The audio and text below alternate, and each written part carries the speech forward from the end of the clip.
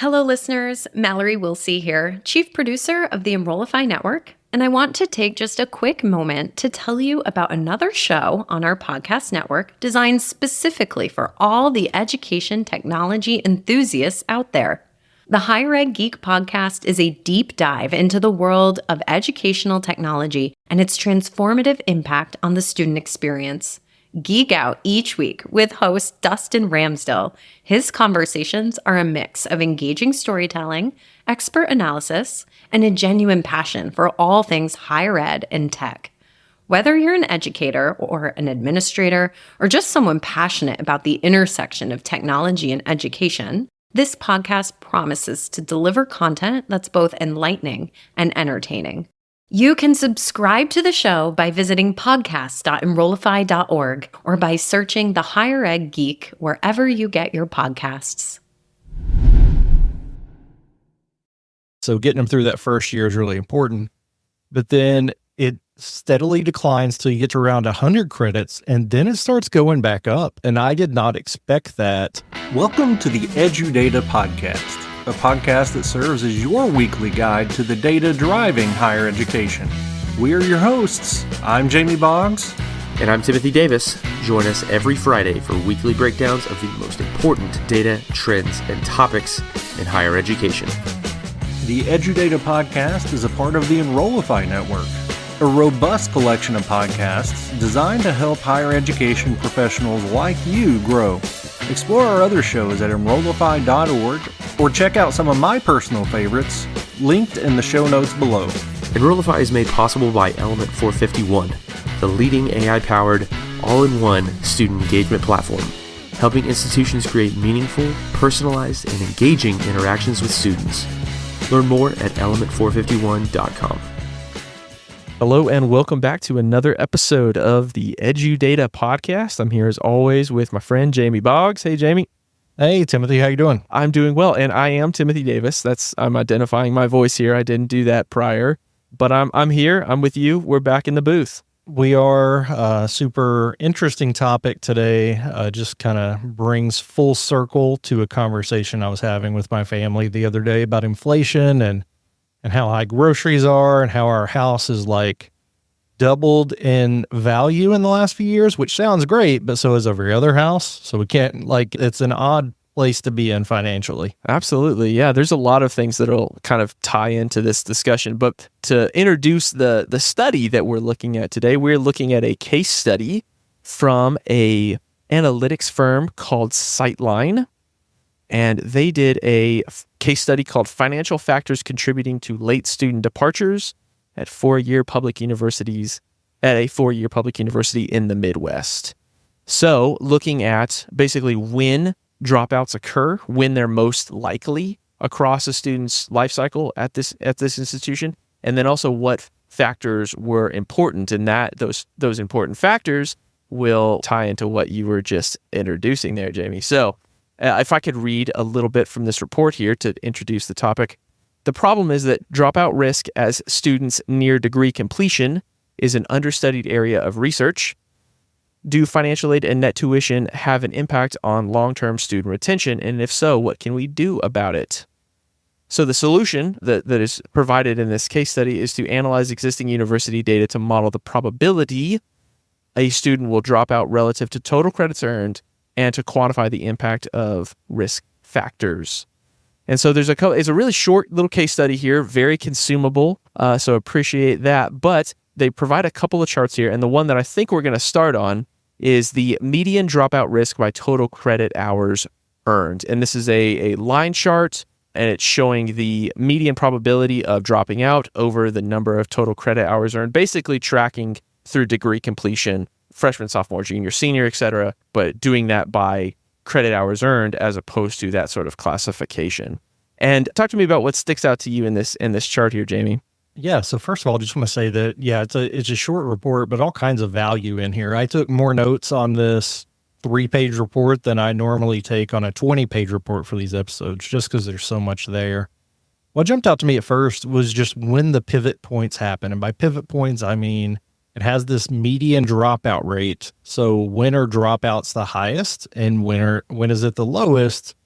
In my mind, I had always just seen it as a downward slope.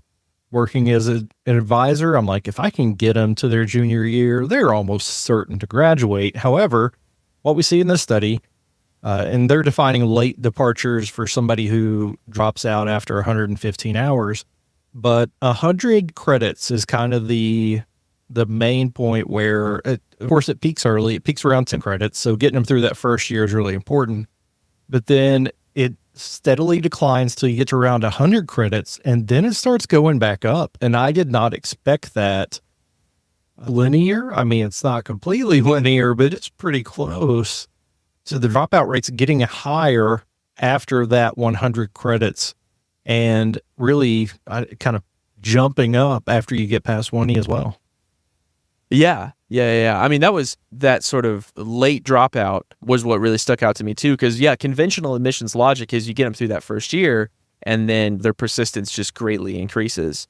We kind of see that in the data here. Like we see that at probably 15 credit hours, their probability of dropping out is super low, and it's like consistently low for the data points that they measured. But then the median jumps up at like 25 credit hours, which is maybe your second semester, to 0.4 probability of dropping out. But as you see there on the chart, there's a lot of variance in the different results there. So just a generally uncertain time as students, figure out if college is right for them, as they maybe change their major, etc. But I mean, that conventional admissions logic is that once you get through that phase, you've got yourself a 4-year student. But what we're seeing here, is that there are certain factors that can start to impact a student's persistence as their academic journey drags out.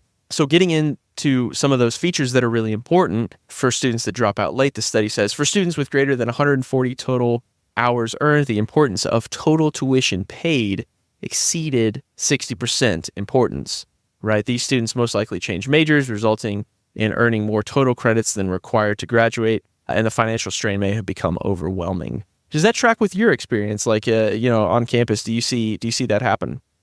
I think so. I think as you're getting deeper into your college journey, you're not only thinking about, wow, now my student loans are adding up. I'm up to whatever number makes you nervous, which is a low number for me. But you're also seeing your other friends start to graduate, starting to make money. So there are a number of pressure points that come with that. I am surprised at the jump, because if you have 20 or fewer credits in this study, then the relative importance for that total tuition paid is 10%. Now, you've paid less tuition, but you're also just starting college. You're just starting to build these things up. So how does that become so much of a bigger piece of the pie within 2.5 to 3 years between that 20 credits and the 140 credit marker that you mentioned? So I can definitely see that being a factor in dropping out late. As compared to cumulative GPA and term GPA, anecdotally, a lot of the students I saw dropping out late were individuals that were struggling academically and maybe weren't going to finish their major, or weren't going to pass certain qualifiers to get their degree. So I would have expected the academic rigor to probably peak, I don't know, almost be in line with what we're seeing here, like peak early, and then that would start to rise late, whereas the financial piece I always saw as a more stable concern, but obviously it's not here. It's a big deal to those late departures. Again, anybody leaving after 115 credit hours is what we're counting as late departures, and it jumps out that total tuition paid is the biggest factor for them dropping out. Hey, it's Mallory, Chief Strategist of Enrollify. Why travel far when an exceptional higher ed conference experience awaits from the comfort of your campus or home office? I'm thrilled to announce that every single session at the 2024 Engage Summit will be live streamed. And the best part? Registration is free. Many of your favorite Enrollify creators are presenting. Maya Demishkovich and Jenny Lee Fowler will teach you how to craft an AI-powered social media influencer strategy. Jamie Hunt will help you unlock the AI revolution in your team. And Shane Baglini and Allison Tercio are teaming up to boost your productivity with generative AI. Plan out your dream conference by scoping out the agenda and taking note of the sessions you want to tune in for. Visit engage.element451.com and register yourself and your team for free today. Now, back to the show. Yeah, it's a feature importance of 60%, right? And overall GPA, like when you scroll down a little bit on the third page of that report, it looks at the top variable importance in predicting student retention conditioned on hours earned, right? We see that the overall GPA remains really high, but when we start to look at some of those secondary concerns, total tuition is super low for folks with less than 20. Again, they haven't taken out that many loans. They haven't paid for that many courses at this point, but we see that it gradually rises consistently for folks as they progress further in their journey. But term GPA on the other end of that is of lower concern by about 10 percentage points.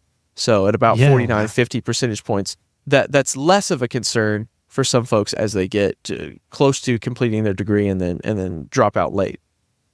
Yeah, I could have seen term GPA, especially in those critical, like your junior year, you're really digging into your major classes. I could see that as a big point where maybe term GPA is at a high point, but like we see here, those late departures, the term GPA doesn't matter a ton. It's all about the money. And I would love, of course, we're always asking for more. This is a great study.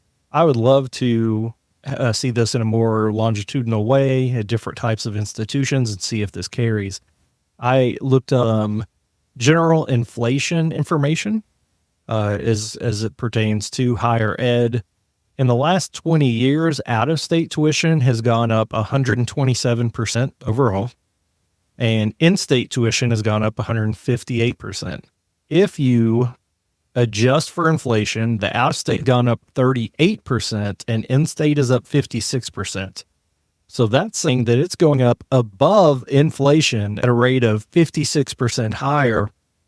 So we're saying this money late in the game is causing people to drop out, and we're increasing tuition far and above what people are increasingly making.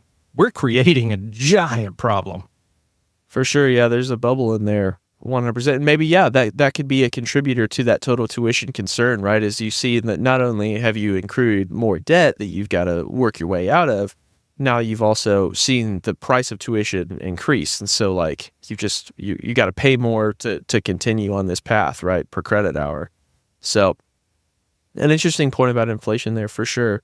Well, I haven't seen some of these charts, Jamie. We talk about wanting to see additional data points, but of the data that we've got here, what do you think this underlying predictive data set looks like? Do you think that it's just, these couple of different features? How are these categorized, do you think? You think they've given them like a numeric value, or have they broken up that value across different columns? If you had to make this data set to produce these visuals, what would it look like? That's a great question. When you look at the factors, we're looking at overall GPA, term GPA, and total tuition paid. And all those are kind of hard to bucket. I guess you could say like a 3 to 4 GPA, a 2 to 3 GPA, but I imagine a predictive model that is just taking the numerical values into account.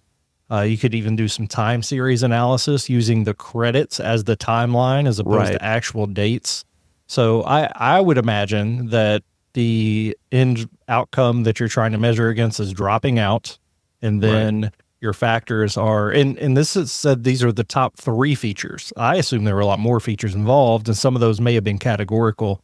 But I think for the top 3 that bubbled up here, I'd say they were all loading decimals if I could guess. Right. So we're looking at probably a table, right, with one column being like a student identifier, make the row unique. And then our dropout column, you think that that's probably like maybe a Boolean, like did drop out, did not drop out.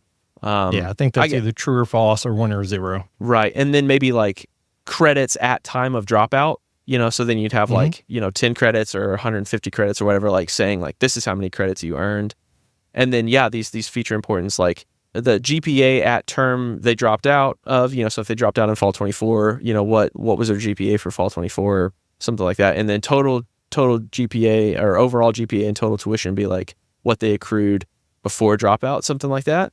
Yeah, I think so. And then the model itself, obviously, as you know, determines the importance. So it spits out this is what we're predicting based on this individual's total tuition, term GPA, and overall GPA. And these are the things that we think are important when we made that decision, we being the machines, we being the machine learning model.